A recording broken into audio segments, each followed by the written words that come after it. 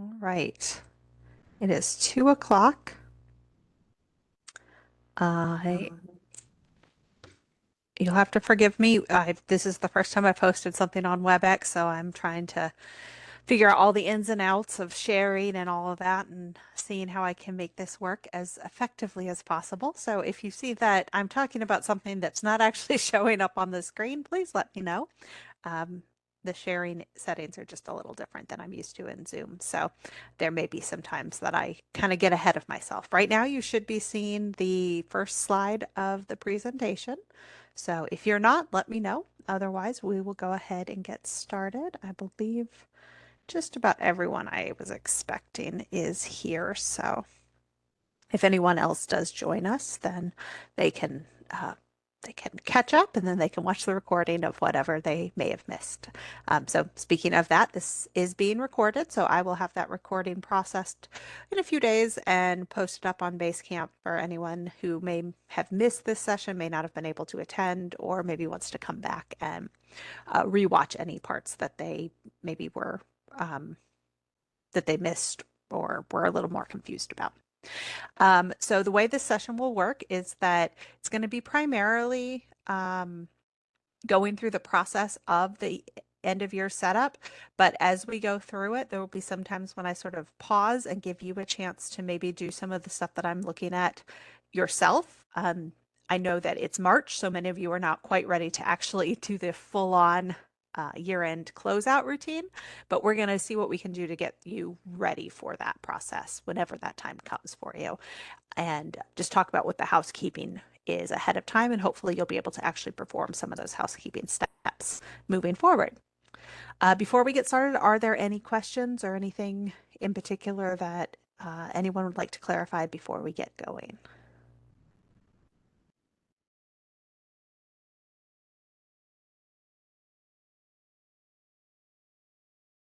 All right. Well, then let's go ahead and get going. And if you do have questions, feel free to unmute yourself. It's a small group, so we can definitely have some side discussions as we need to, or just put it in chat if you're more comfortable with that.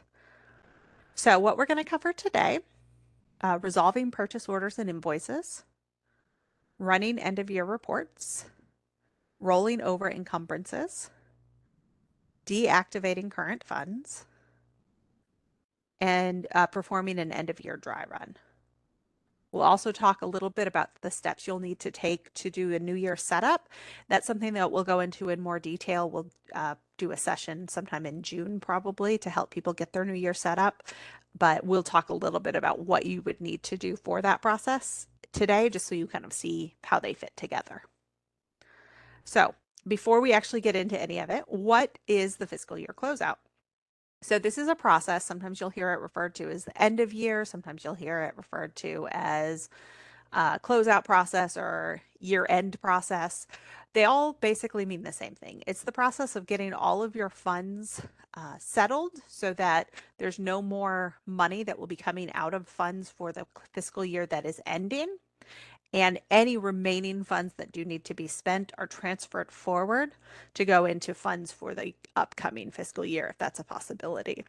And so it's a lot of different things that you'll need to go through in terms of just housekeeping and cleanup, just making sure that everything is ready to be closed out. You want to make sure that there are no kind of outstanding payments hanging over your head, that there are no invoices that aren't ready to be closed, that there are no items that are sort of in an ambiguous state, that everything is kind of checked off. And then once you've done that, then you can actually perform the process that allows you to close the funds that you have set up that are assigned to this fiscal year and roll over any remaining balances or encumbrances to your next fiscal year. So the first thing that I'm going to show you is the year-end checklist. This is something that is available in our knowledge books, and it's just kind of a short little snapshot of the steps that you need to make sure are in order before you begin the closeout process. So are you able to see the knowledge book page now? Is that what we're all looking at? Yes. All right, great. So This is in the acquisitions book. It's section 6.1 currently, and it's just this little year-end checklist. It's not terribly long. We'll be going through each of these steps in a little bit of detail today. So we'll be focusing first on the checklist itself, and then we'll be moving into looking at the procedure. The checklist itself basically starts with activating or deleting pending purchase orders. So we're basically going to go into the system, see which purchase orders are still pending, and see which ones need to actually be activated and ordered, and which ones we don't actually need this year and which we can delete. We're going to mark all items that have been received as received in case there are any sort of lingering out there. We're going to make sure that there are invoices for all items that we do intend to pay in the current fiscal year. Any item that is being paid out of this fiscal year does need to have an invoice before you can close out. We're going to close any open invoices, and we're going to set the dates for our year-end freeze. We won't really do that in this session because I don't have a year-end freeze to set, but that'll be the final step that you'll need to take before moving forward into the actual procedure. Right. So the first thing we're going to do is resolve purchase orders and invoices. And so we'll do this in a couple of different steps. We'll start with purchase orders. So let's go on into Evergreen. So I have created some fake purchase orders for a library that does not use acquisitions within the dev environment. So don't worry, I'm not doing anything that's affecting the real environment that's affecting actual live Evergreen as I'm going through this. So in order to find the purchase orders that are that need to be either activated or deleted, we're going to come into our purchase order search. So that's just under your acquisitions menu you can go straight to purchase orders and then click here on the purchase order search tab. I've got it set to the correct ordering agency, but I need to change the status to pending. So these are those purchase orders that are in the system, but I have not actually activated them yet. So I'm going to perform this search, and I've got 3. So we're going to take a look at these and figure out which steps need to be taken to move these into an active status in order to close out the year. So let's start with this top one. When I come into this purchase order, it's probably going to take just a moment to load.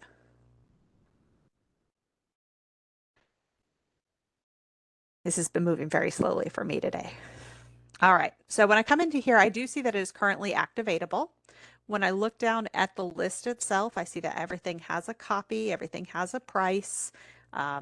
Theoretically, I would check to make sure that this is actually an accurate list of things that I want to order. And if I am ready to go with it, then I just go ahead and activate that order. And this could take a moment, but yep, so it hasn't loaded yet, but it does say it's activated. So when I come back into my search, going to redo this search and we'll see that that one no longer comes up. So I can go ahead and check that one off. Now this next one, I'm going to come in here and I see that it has not activated, and the reason is that it has no price. When I come down and look at the line item, I see that it doesn't have a price. It does have one copy, so I could add the price and I could activate it. But I can also look over here and make sure that this is something I want to order. And I can look at this and say, you know what, I think I was just messing around with purchase orders and I didn't really intend to order something called This Is Not a Real Book. So I'm just going to go ahead and delete this. So I'm going to come up to my action menu. Oh, let me select that. And I'm going to delete my selected item. And so now there's nothing on this order anymore. So when I come back into my search, I think it's still probably going to come up. Oh.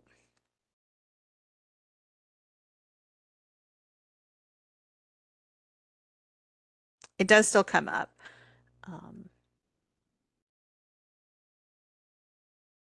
Samantha, yes. I think this is where you'll have to change the PO name to delete for that deletion script that runs, and I don't know if that runs by the system or by the consortium. Okay. I, I can go ahead and Do we send that use over. that deletion script? I know it was written by Pines. Did we incorporate it into NC Cardinal? I know that Mobius has done it for me, and I don't remember the last time if they set it to automatically run for everyone or not. Blake would know that. Okay. I can look into that. I'm checking in that ticket now for you guys. Thank I you, remember the Courtney. ticket would not go absolutely. All right. While Courtney checks on that, we're gonna just move into our final one. Um, this one does not need to be deleted, but I'm not sure if it needs to be activated. I'm not sure why it's not activated. So we're gonna take a look. And it looks like this one has the same issue with activatable, which means no price. When I come down here and I look at it, I see that 3 items, no price on any of them, and also no copies. So before I can activate this, of course, I do need to add my copies. So I'm going to go through the steps to do that. I'm going to add my number of copies. I'm going to put in my branch, um, my shelving location, my fund, circ modifier. I don't have a distribution formula, so I'll just go ahead and apply these. Oh, I needed to select my line items. I'm going to apply the same thing to all 3 of them, so I'll select all of them. And give it a moment. All right, so I now have copies on all 3, but I'm still seeing that I'm unable to activate it, so that means that I need to add my price. So let's go ahead and do this. All of these books are $20. Isn't that convenient?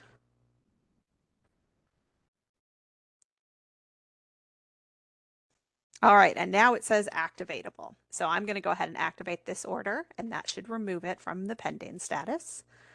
And so in theory, this one is all set to run.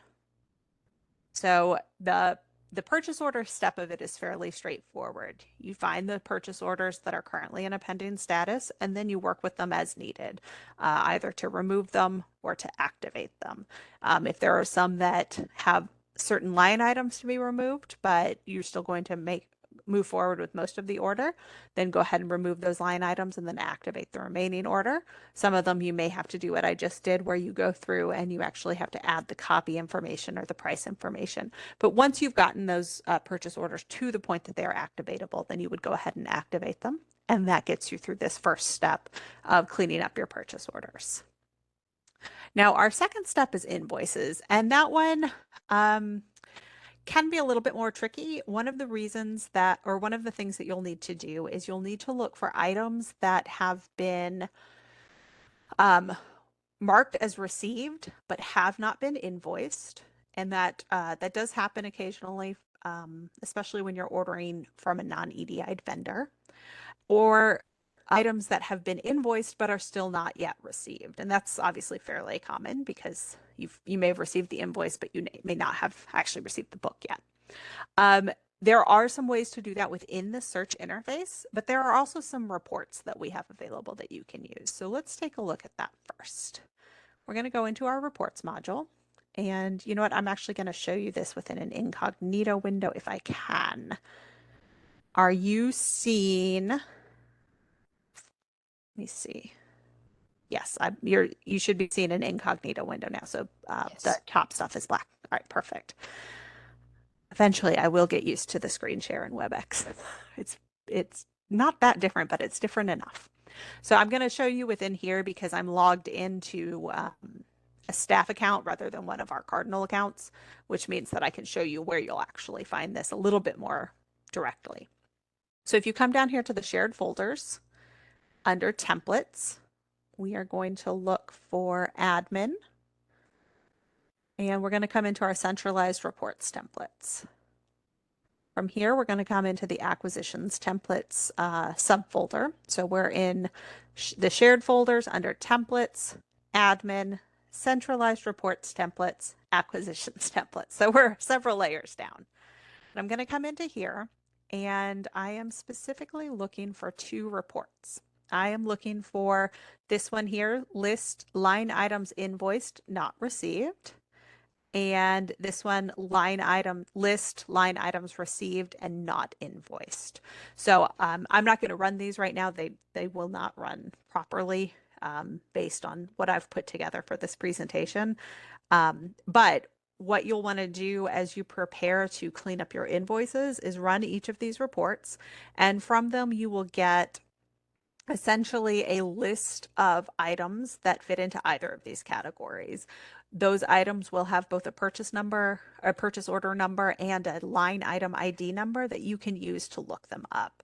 So you can go into either the purchase order or directly into that line item and figure out, what the status of it is, what's going on, why hasn't it yet been invoiced, and why hasn't it yet been received, and then act accordingly based on what you find in there. So I'm going to go back into my regular dev environment, and we are going to come back up here to our acquisitions search. And we're just going to work with some of the line items that we may have found that would cause a problem like this. In theory, had I run the report, that would actually get me to this. So we're going to start with items that have been received but not invoiced. And there is a way to search for that within here as well. The report, I definitely recommend running the reports just because then you get that full list. If you do have multiple items that fit this, then you make sure that you get that every single item on that list. You can then run the report again once you've completed this step. And hopefully find that the report has been cleared out. So it's just a good way to ensure that you're not missing anything. But it is possible to do them via the search.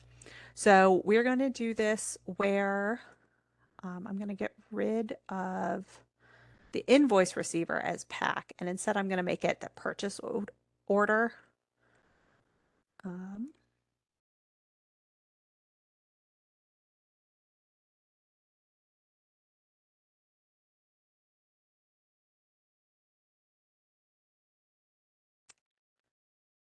that does not work at the because of the way WebEx shares screens, I'm not able to pull my notes up at the same time today, and it's throwing me off quite a lot. Selection list org unit. I'm going to put that in as pack. And I'm going to set my invoice, internal invoice ID.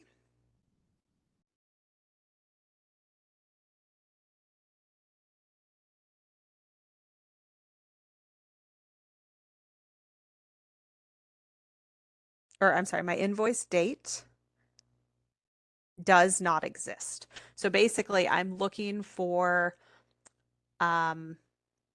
things which do not have an invoice that exists. Do this under the purchase order. That's why that's not working.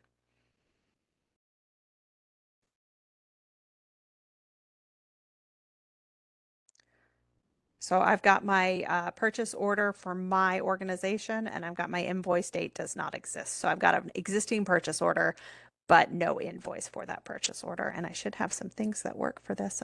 Oh, I'm sorry, I'm not in pack, or I'm not in dev. That's why.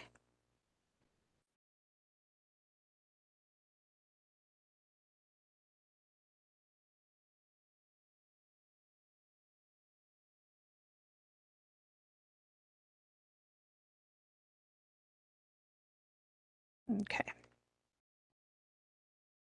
So I do have a number of purchase orders that have not yet been invoiced. So I will clean this up by coming into them and creating my invoices. Now, if you're using EDI, obviously this is going to be happening through that EDI process. But if you've made an order through, for example, Amazon, or if you are an organization that does not use EDI, then you may need to come in and manually create these invoices. So this is the purchase order that I've just activated. And I'm going to go ahead and just create my invoice for it.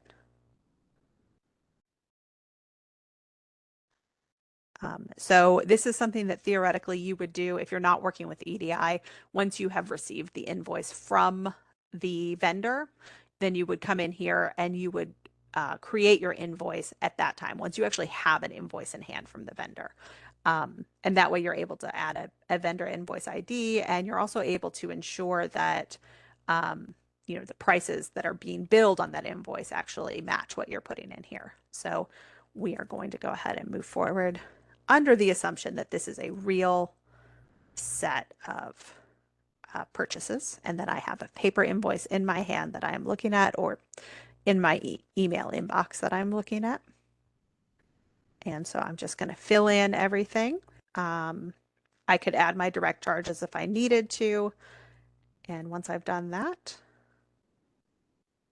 then I should now be at a point where if I come back to this search I did, and I do it again, so purchase order is pack and invoice date does not exist, then there should only be 4 now. So let's re-perform this search. And yep, we've gone down to 4. So I was able to create that invoice, and so that one has now been completed. And that's basically what you're going to want to do for any of those remaining items that have not yet been invoiced. Now, if you're in a situation where the item has actually been received and not invoiced, those are the ones we're really looking for. So this one here on the bottom is the ideal one. We can see that we have a canceled one. We do have this pending one, which is that test order that I intend to have deleted.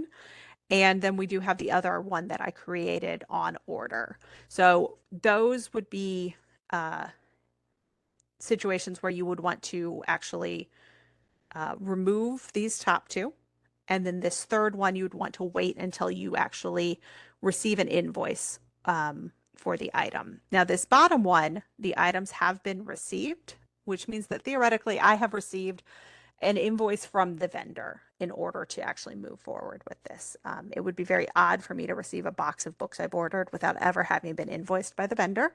So I would definitely want to make sure that this one is taken care of as well. So I would go in, I'd follow the same steps. I would create an invoice once it loads.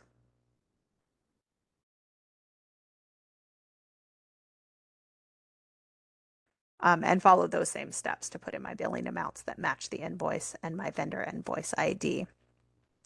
And so then the hope is that after I've completed all of this, I can rerun my report and find that I no longer have any items that are sort of lingering in this status where we have the book, we have received it, it's moving forward with being cataloged and processed, but we, for some reason, had never actually put that invoice in. Now, if you do find that there are items on this list and you work with EDI, then it could be that there is an issue with some of the messages have not gone through properly. And if that's the case, that's a time to submit a help ticket, which is one reason that you want to start this process, sooner than the day before you intend to close out your fiscal year, because that'll give us a chance to look into what's going on and why that invoice wasn't received. Now, the second step of invoices are items that have been invoiced but not yet received. And this is a slightly less dire situation in the sense that, it's possible that the vendor has shipped them and they haven't arrived yet. They're still in shipment. So the hope is, of course, that they'll be in within a few days. But if you do find that you have a number of items that are lingering in that state, then you may want to go ahead and process claims for them. So that would be kind of one of your potential outcomes of running that report, is anything that does not arrive by an expected date, to go ahead and put in a claim for it.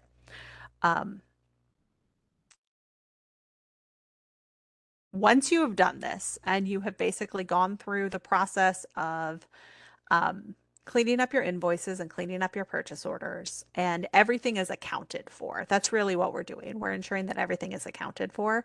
You're ready to begin the actual end of your procedure. So the first step of that checklist really is, I think, of this procedure really is the longest one, because it's the time that you're going to be going in and finding out the status of all of these items. It's very simple in my demonstrations, just because I'm not working with real items and real vendors. But one of the things that you'll want to do as you're going through this process is to, um,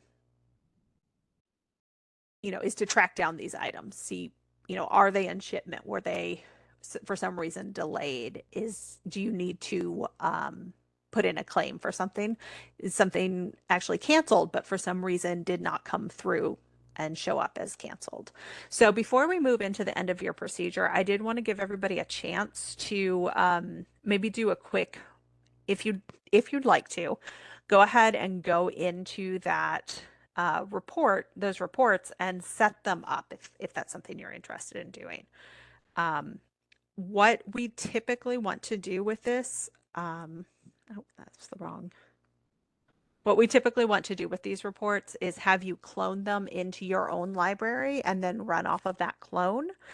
Um, And so if this is a report that you'd like to use, I'd recommend that you go ahead and do that. If you'd like to just test it out to see how it runs right now, then you can go ahead and run it off of that existing template as is. But just keep in mind that we will ask you to delete that because we don't typically like to have reports attached to those templates we have in the centralized reports folder. So if you'd like to just take a few minutes to play around with those and try cloning those into your own folders and setting up a report, I'm going to give you 3 to 5 minutes to try that and just see if you have any questions, see if you're able to set them up in a way that works for you.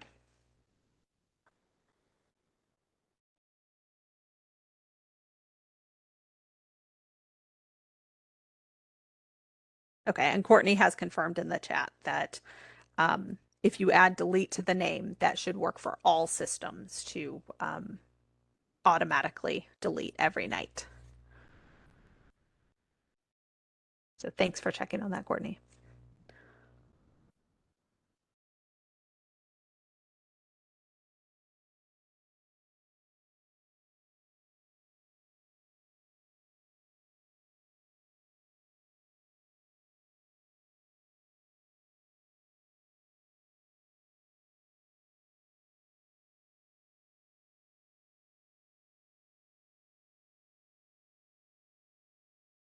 Yes, I hope so, Deborah. It seems like a fairly simple thing to have included. I understand they probably don't want people deleting things willy-nilly, but if you locked it down to a certain level of admin, I don't see what the problem would be. Samantha, do you mind if I ask you something? Sure, go ahead. Did you, and I might have missed it, turned my head, did you by chance show where you can do an invoice search and find invoices for purchase order line items that have been received, but they've missed invoicing it and closing it? So that was um, Because you can do that search in the invoices search box in the tab next to purchase orders. okay. I've only ever done it in the purchase orders tab. How would you do it in the invoice search Okay. tab? So your receiver would be your system name. Mm-hmm. Invoice close date does not exist. Okay. And then I add an additional thing because I'm doing it by fiscal year, and I'll either say invoice date or purchase order date is on or after July 1, 2022, for example, because we run on a fiscal year. I do purchase order creation Yep. time, or you can do invoice creation time. So you're doing the on or after right here. The is the middle box where it says Mm-hmm. is. There you go. Is on or after. And you choose the beginning of your fiscal year so that you're finding everything for that fiscal year. PAX fiscal year is February and only the month of February because that's when I created everything for Okay. it. So, So um, I use July 1, and it mhm. helps me find invoices that things have not been received and they haven't been sorry, things that have been received, not invoiced and not closed. Oh, okay. Great. That's basically the same thing I was It's just a working different, to do within purchase order. I didn't realize you could do it within invoices. I assumed that if it didn't have an invoice, you couldn't search for it in invoices. So thank you.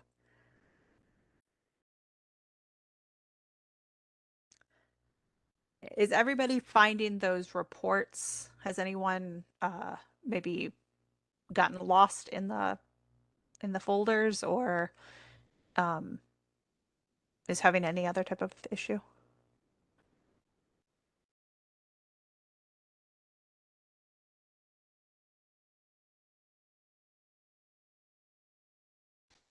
I missed the last thing that was said because I actually was running those reports and found a weirdness on my end. But I Well, know that the reports that you showed, I got from, I think, Pines. I don't remember. It was one of the um, AIG meetings.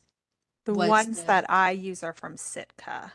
Yeah, I tweaked them a little bit, but I that's basically right. copied them from Sitka Sitka. created them and they put it on the acquisitions wiki and I kind Hmm. of built it from there. So same thing, items received but not invoiced, items invoiced but not received. Hmm. And that's what I've been using all the time. And it does give basically the same results only in report form, but I like what you showed here.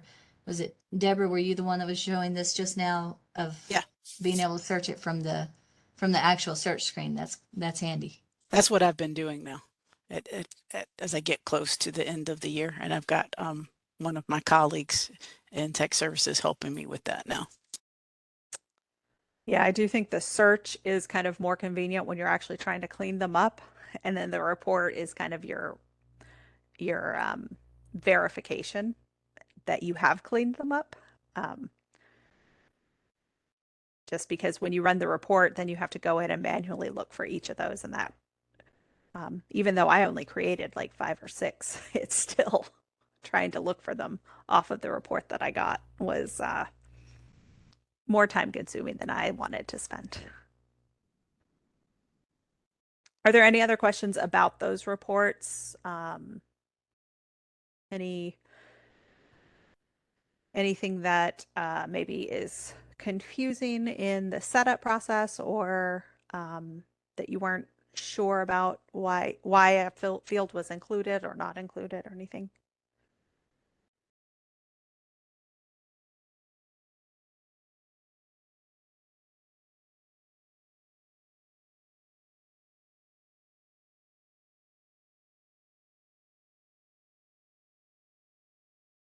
And of course, one of the things, as you are able to clone this template in order to run your reports off of the cloned version, then if there's anything that you do want to include that's not included, you can add those extra display fields. So you can, kind of tweak it to fit your exact needs if there's something that you'd like to see that's not on there. And if you do find that you kind of are struggling to do that, you know what you want, but you're not sure how to get it there, please let me know, and I'm happy to work with you on finding a field that will meet your needs. She's really good at that. She's a big help last week. Well, thank you. I think I just enjoy doing it, so I have no problem honing in all my attention on doing it. I think it's that more than it is any particular skill. But um, I am definitely happy to help with anybody who may have a question. All right, so let's go ahead and move into the actual process. So at this point, we've basically gone through the housekeeping. Now, there is one last step in that checklist. Let's see if I can pull the checklist back up. This is another situation where WebEx is confusing me because it's got a big black bar on top of all my tabs. So let's see, year-end procedure. So we have activated and deleted our pending purchase orders. We have marked items that we have received as received. We have basically cleaned up our invoices and checked to make sure that we have invoices for everything needed. We have closed our open invoices. And so that really only leaves one thing, and this is something that there's not really a demonstration of. It's just that we need to set dates for our year-end freeze. So this is the date by which all staff need to stop ordering. And so you probably already have a sort of a standard in your library for what that is, whether it's 30 days before or 3 months before. That varies from place to place, depending on what your budget system, how you budget things, and where your money's coming from. But you want to make sure that you have set that date before you move forward, because you want to make sure that there are going to be no future orders before you actually start this year-end procedure. So that's what we're going to do next, is we're actually going to do sort of a look at the year-end procedure and the steps that you need to take for that. So let's go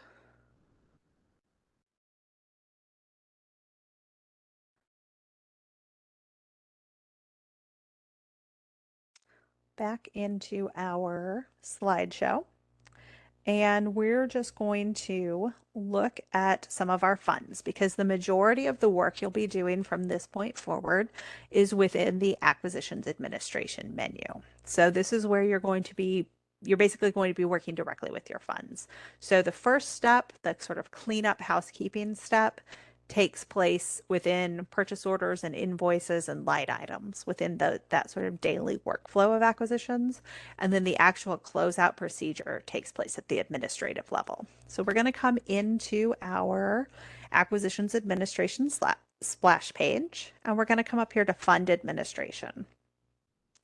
And so one of the things you'll need to make sure you're doing is that you're scoping this to the correct level, whether that's your system or your individual branch. If you are doing the closeout at the system level, but individual branches do have their own funds, then you'll want to include descendants. In this case, PAC is a branch, so there's no descendants to include. And then, of course, you'll want to make sure that your filters are not set in a way that makes it so that you don't get anything up. So right now I have a filter on for 2023. My funds are for 2022, so therefore I'm not seeing anything. So I'm going to clear that filter, and this brings up my actual funds for the fiscal year that I'm looking to close out. So I have 3 different funds to work with.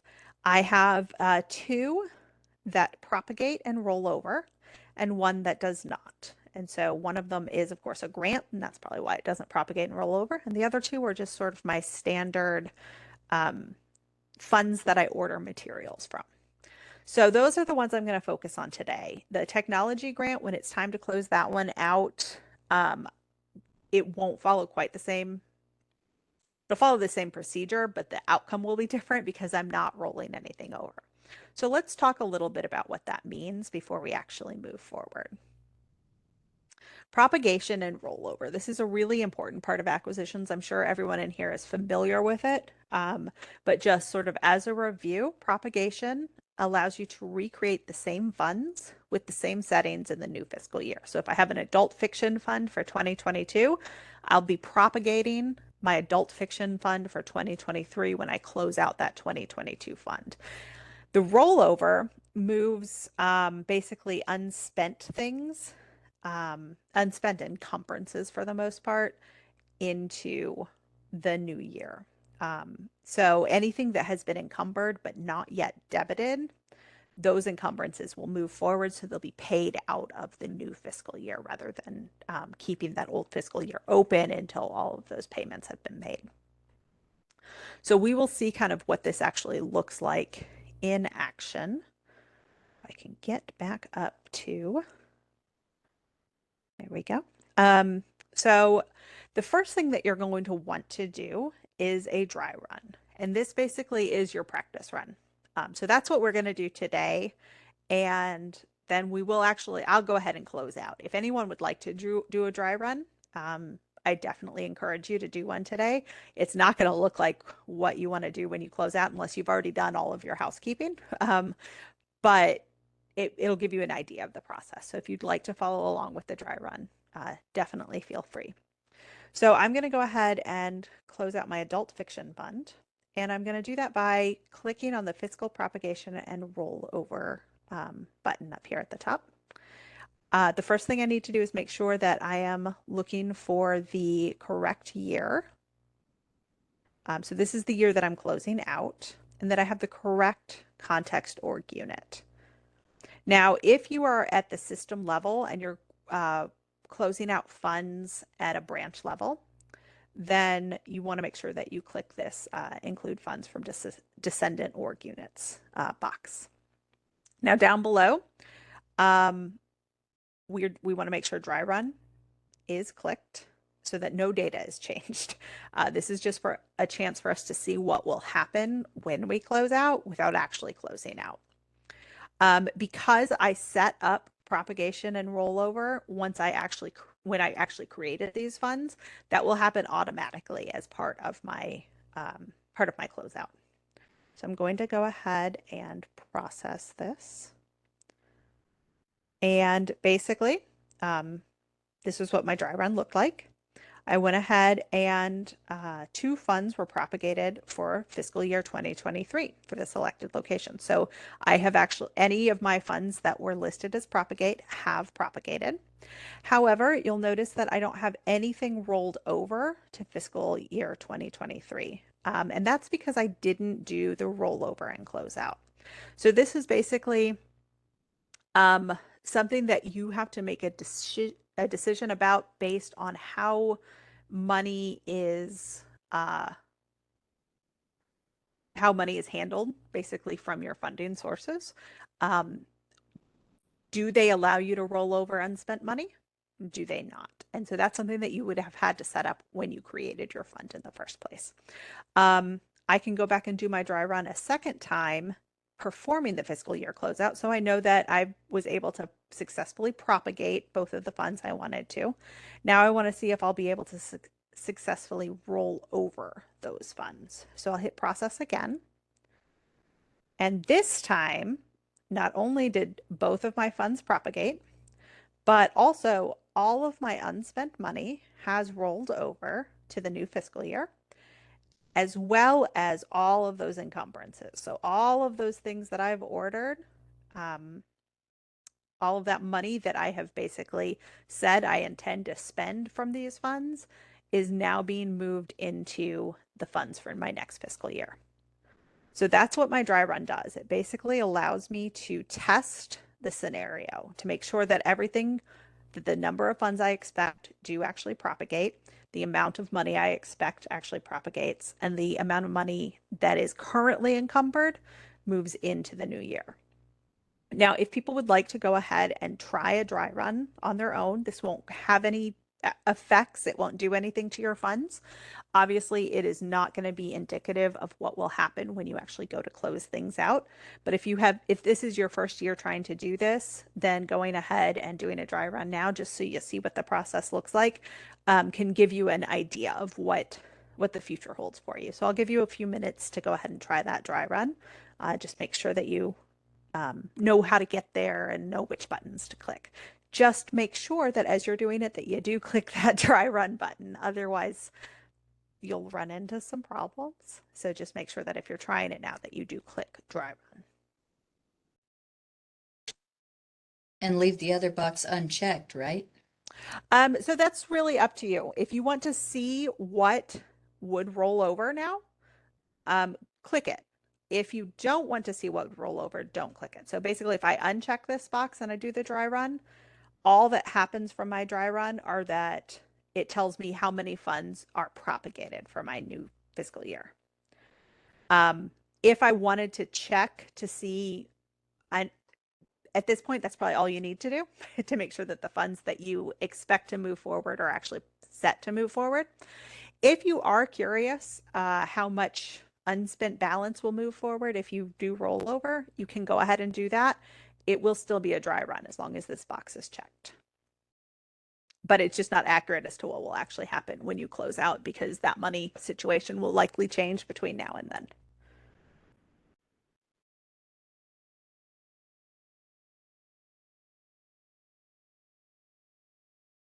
At least that's what I've found through lots and lots of testing. So if anyone who does this often thinks that it is a bad idea to check both of those boxes, please let me know so that I'm not telling people the wrong thing. But in all of my tests, I have found that you can have both boxes checked and nothing bad happens.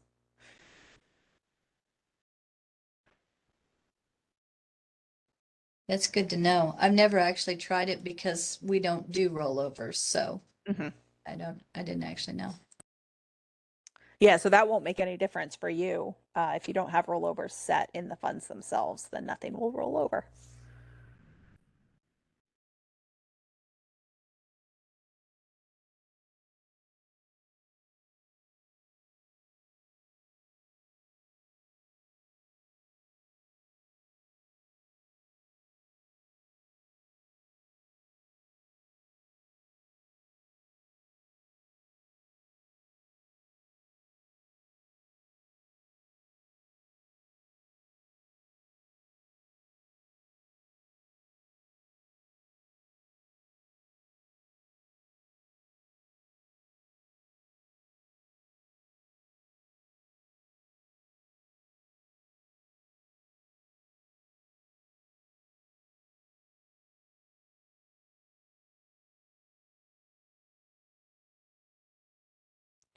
Is everyone able to navigate to these funds within that acquisitions administration menu?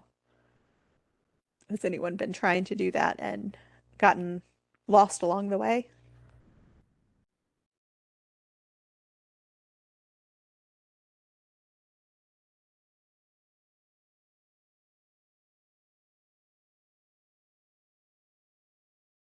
Right. Um, take a few more seconds just to let people finish testing.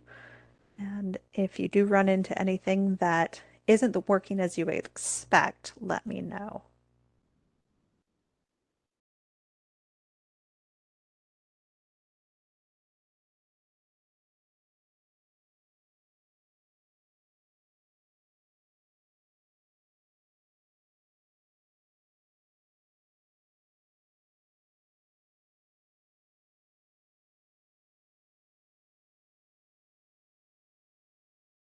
All right. Has everybody been able to do a dry run? Everybody that wants to? I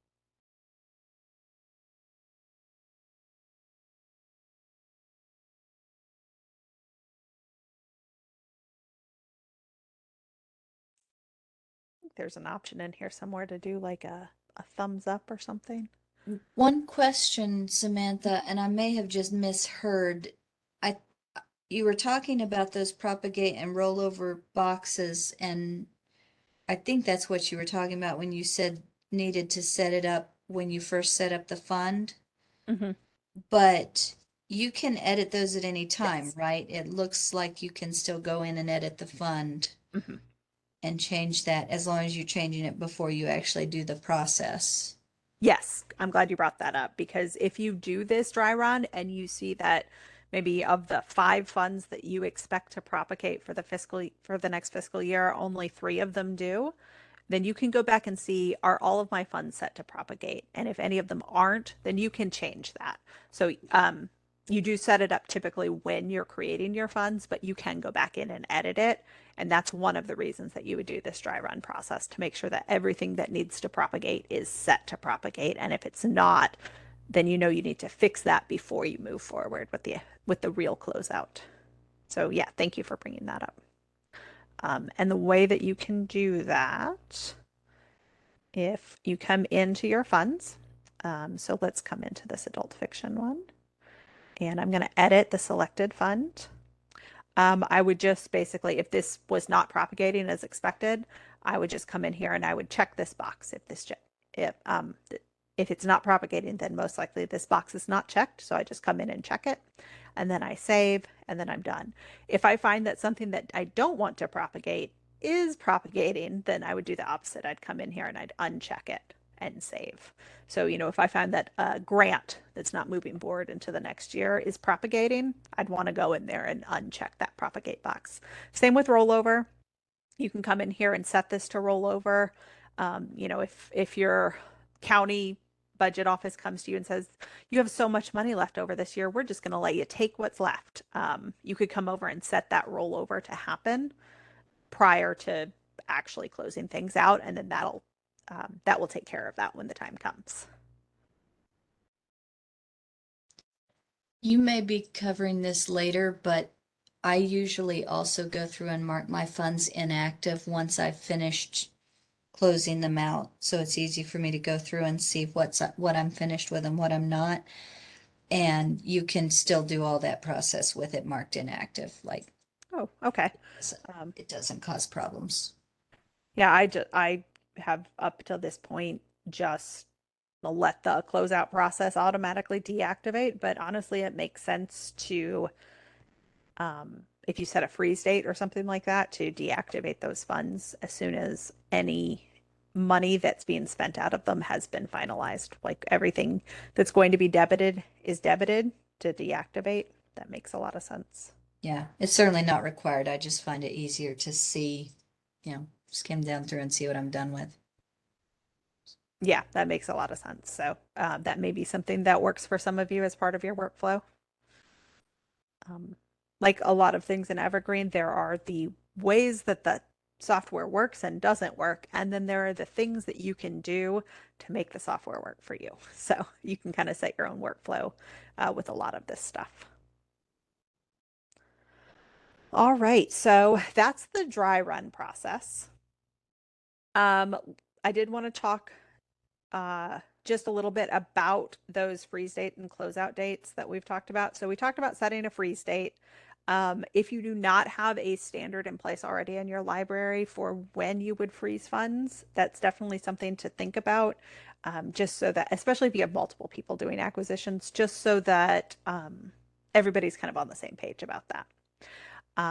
The closeout date's a little bit different. This is the date that you're actually going to perform that closeout, which means it's the date that those funds are going to be, if you haven't already manually done it, those funds will be deactivated and funds for the next year will be created, propagated, and then if you do rollover, that those rollovers will happen. So that is the absolute last day that those funds will not exist, because they'll still exist as a deactive fund, but those will be the last date that that fund is current.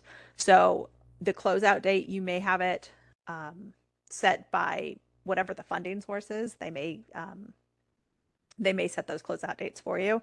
I believe when you're setting up funding sources, you do, or funds, you do set the length of time that that fund will be active, but you do have to close it out for that. So if we go into our fund and we edit our adult fiction fund again, I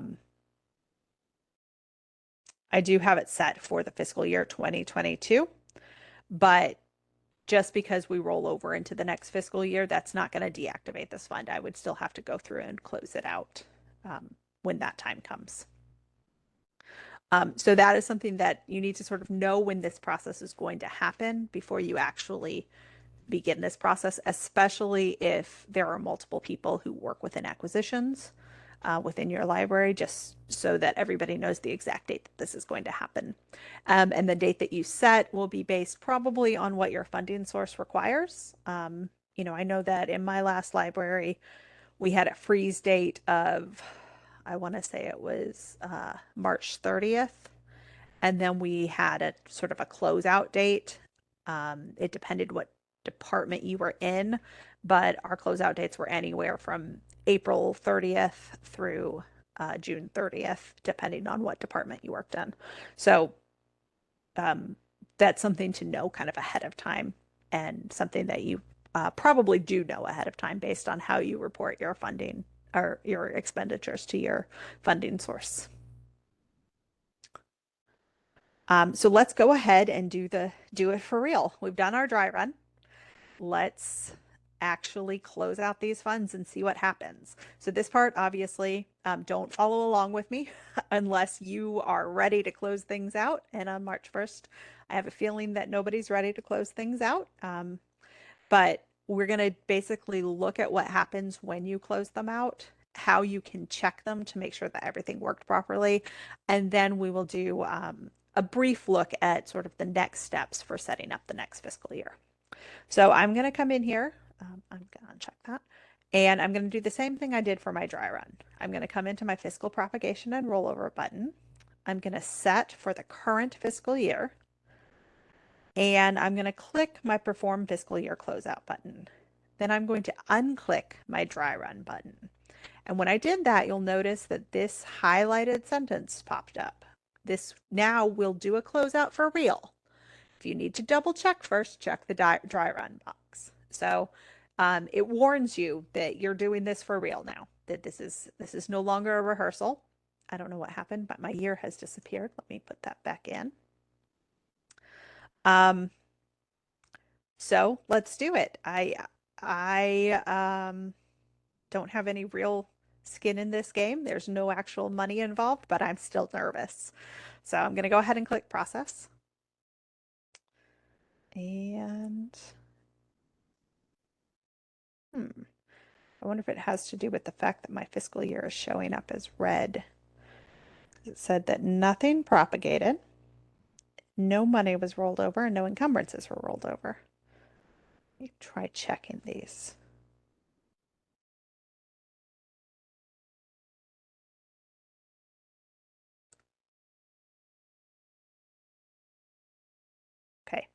I think the year, there must have been an issue with the year because now the year drop down is showing as green and before it was red. So I think it was misunderstanding what I had entered as the year, and that's why it didn't work.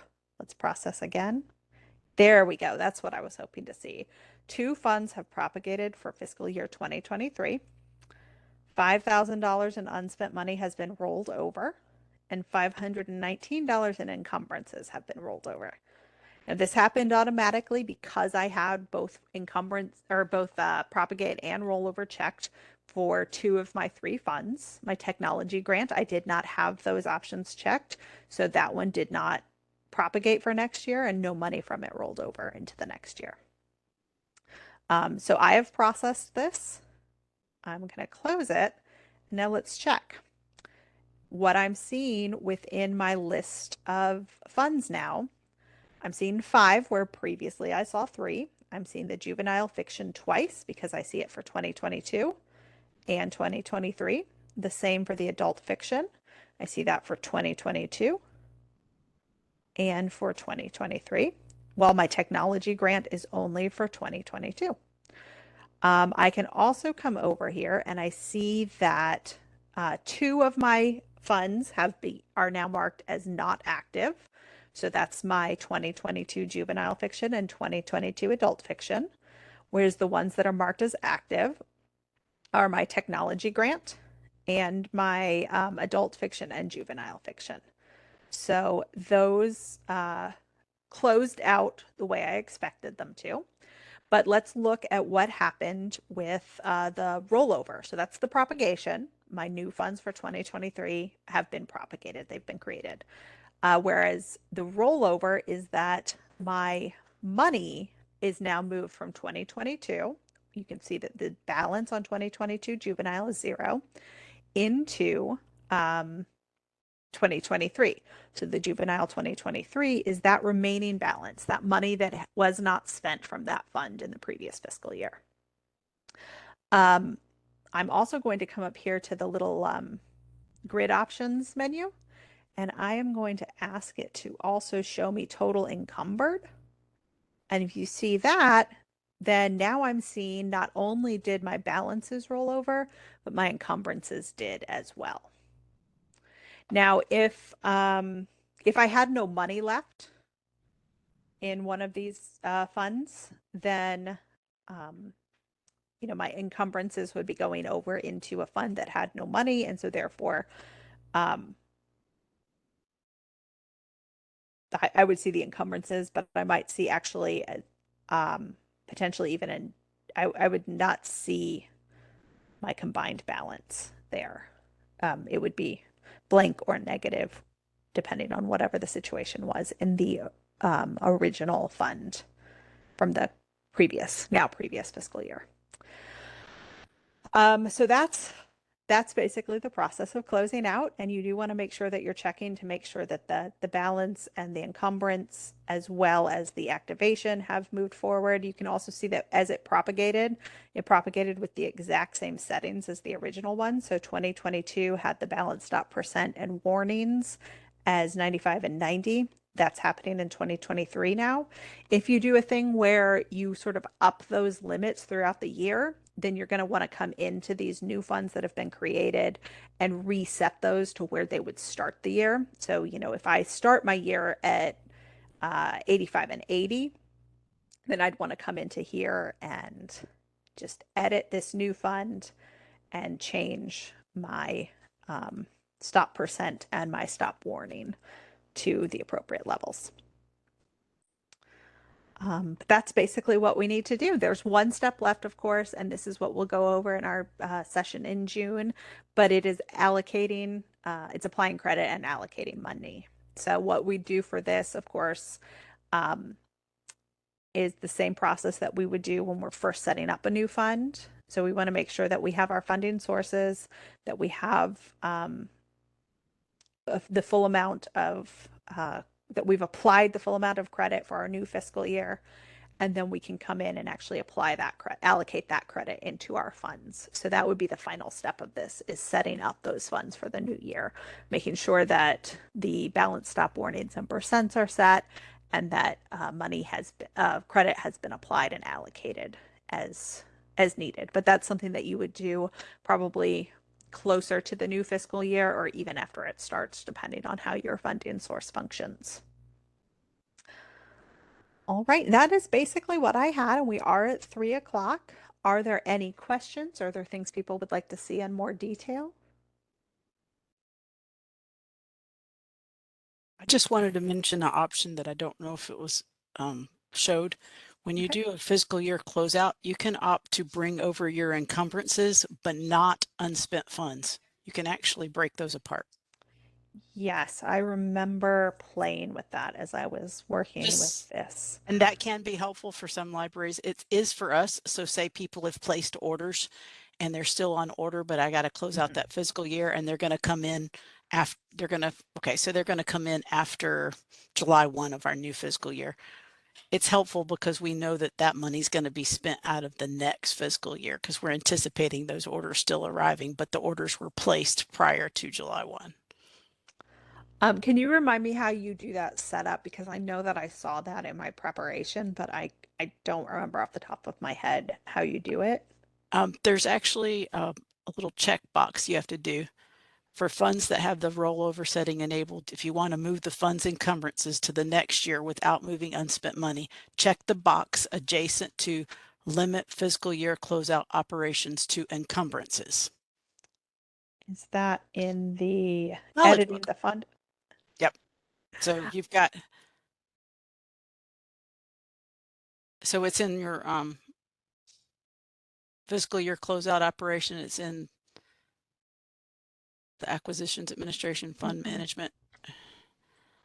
But when you do that, you should be able to limit it to encumbrances. So we move along Mhm. encumbrances because of things that are on order, but we can't spend money from one fiscal year and move it to another fiscal year. So we don't move money from fiscal year to fiscal year. We just take our encumbrances. I know that I have seen that before and I just don't see it in here.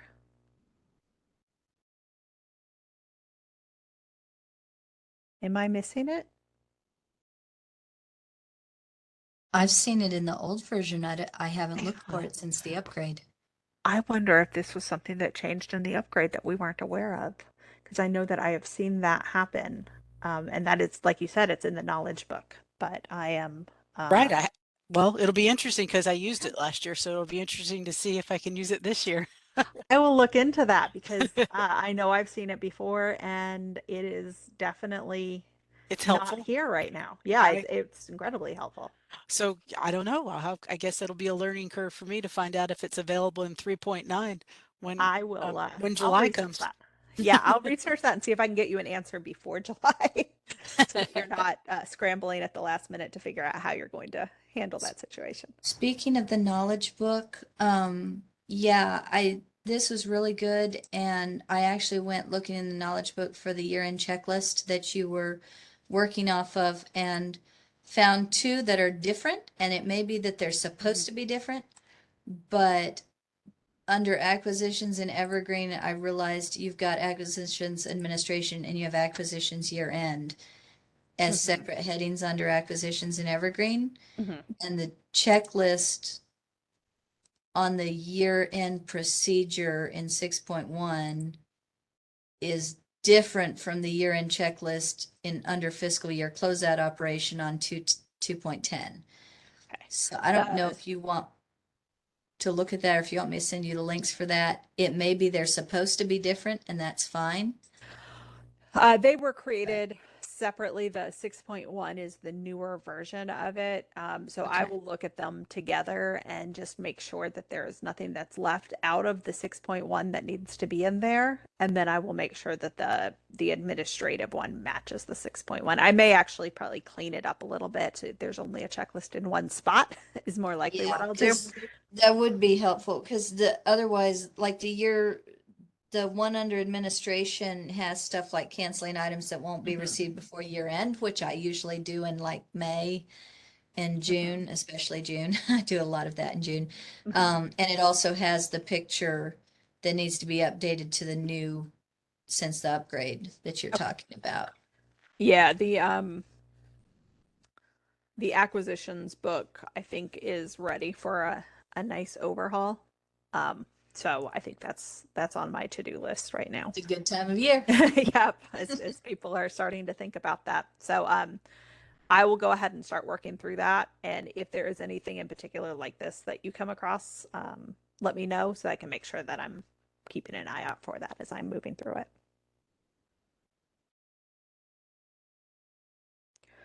All right. Any other questions or feedback or concerns? All right. Well, Thank you for doing this. thank I you know it's a for, lot of work and it's probably really hard from your end, but it's very helpful. well, it is difficult to buy things that don't exist with money that's not real from vendors who aren't real. Um, but it's good to at least try so that I can get an idea of how this really works. But I do appreciate that everyone was here. And if you do have questions as you're moving into actually enacting these, please let us know. The Basecamp thread obviously is an option, and all of you are on that thread and have really lots of experience to share there. But then also, if you run into something that's really unexpected or that's really not functioning the way that you want it to, the help tickets are. Please submit a help ticket, and we will take a look at that as well. Um, from our end. So you have both of those options to try to figure things out as you're moving forward. I will create this recording and I'll post that up on Basecamp. So if you'd like to review it before you actually begin your closeout, then you'll have that option. Well, I hope everyone has a great rest of your day, and I appreciate you being here and letting me practice WebEx for the first time as well. So thank you all for your patience as I worked through that. Thank you.